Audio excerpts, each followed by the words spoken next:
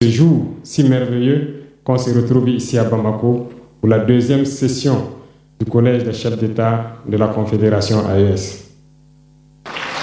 Je voudrais aussi rendre un hommage appuyé à nos vaillantes forces combattantes qui mènent un travail colossal sur le terrain et qui permettent qu'aujourd'hui nous pouvons nous retrouver ici pour communier au nom de nos populations.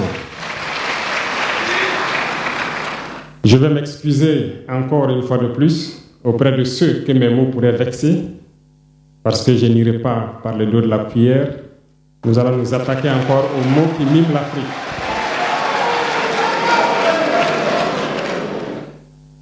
Vous avez certainement tous déjà entendu parler du printemps arabe. Ce phénomène qui a bouleversé la géopolitique du monde arabe, en commençant par le Maghreb, en Afrique jusqu'en Asie, qui s'est manifesté avec des conséquences souvent désastreuses, des morts et des divisions par endroits, et des bouleversements politiques sans précédent dans d'autres endroits. Et je pense que tous les Africains devraient comprendre qu'est-ce que c'est que ce phénomène, d'où il vient, et qu'est-ce qu'il faut faire pour se prémunir d'un tel phénomène. Malheureusement, nous sommes au regret de constater que certains Africains ne se réveillent pas. Et ce que je vais dire n'est que ma pensée à moi, mon analyse, c'est qu'il y a quelque chose qui vient sur l'Afrique de l'Ouest, que j'ai appelé l'hiver noir. L'hiver noir arrive. Il sera un hiver très froid, un hiver sanglant, un hiver meurtrier. Vous allez me poser des questions, pourquoi? Eh bien, en fondant la Confédération de l'AES, nous avons senti ce froid venir. Et tous les jours que Dieu fait, nous nous évertuons à trouver des troncs d'arbres pour allumer un feu qui va réchauffer le cœur des Africains, un feu qui va réchauffer les mentalités et le sang des Africains pour nous unir autour. Nous nous sommes évertués également à faire la chasse aux loups pour essayer d'utiliser leur peau pour faire des manteaux pour nous protéger du froid de l'hiver. Nous nous sommes évertués à construire des montagnes, de grandes montagnes pour briser le vent de l'hiver qui devrait s'abattre sur nos communautés.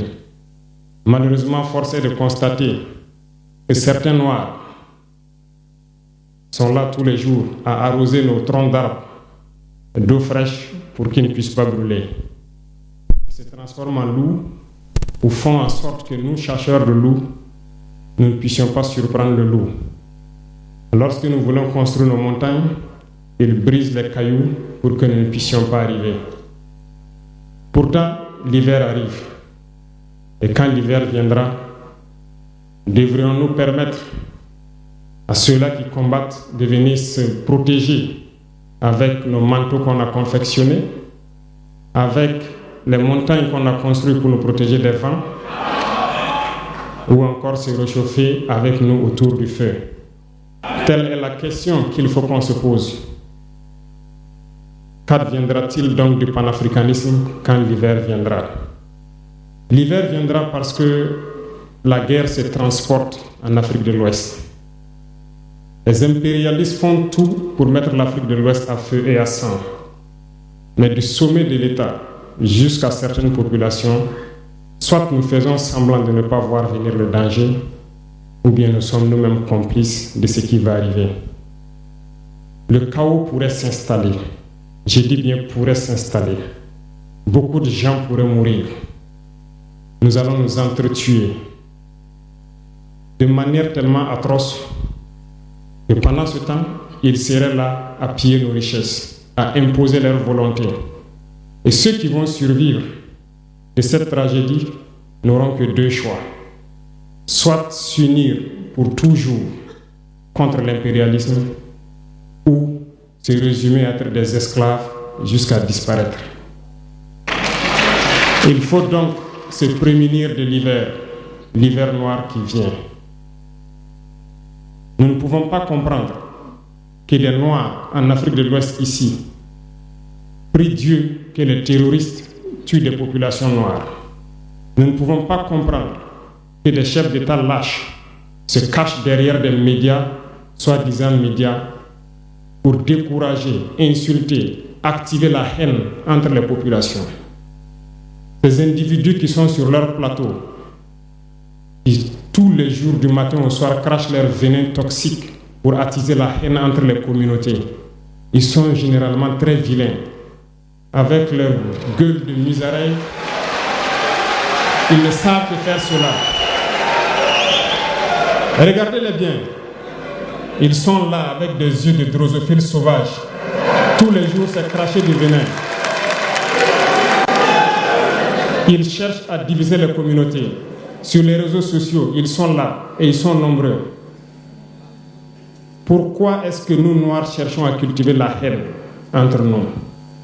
Et par hypocrisie, on se dit frère. Il faut que nous puissions nous dire la vérité de manière très crue, quitte à ce que ça vexe, on va s'excuser, mais il faut que nous nous réveillons. Pourquoi est-ce que le noir est comme ça? Pourquoi est-ce que nous ne pouvons pas voir le danger venir, nous unir et nous prémunir?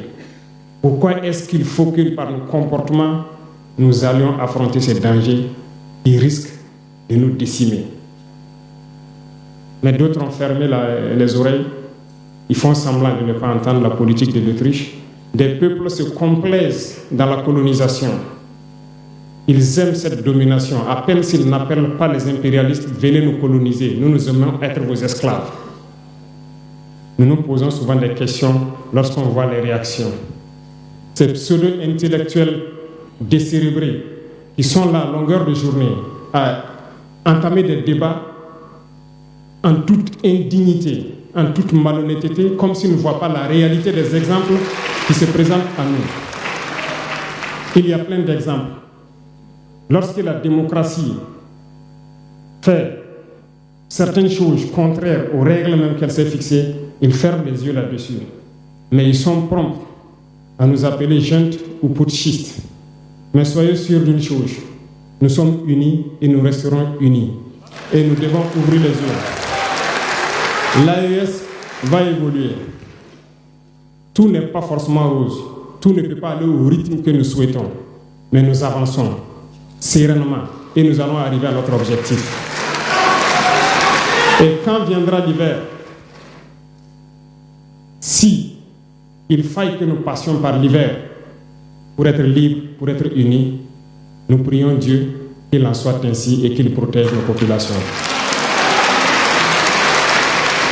Sinon, une chose est sûre, l'AES vaincra, l'AES grandira.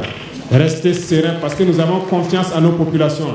Nous avons confiance en vous, que vous compreniez qu'aucune manipulation ne peut aujourd'hui nous diviser entre nous. Aucune manipulation ne peut nous amener à haïr d'autres personnes.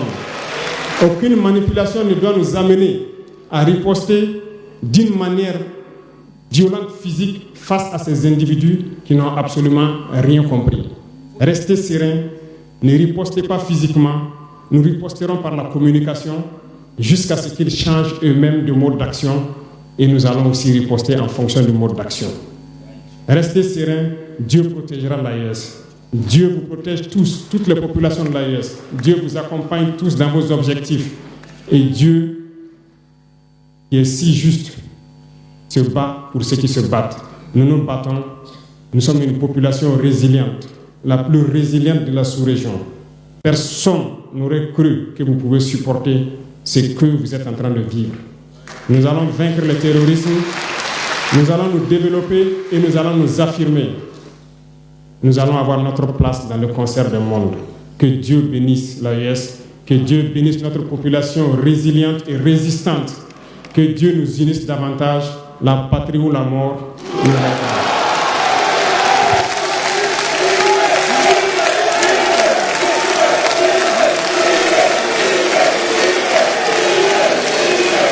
Merci.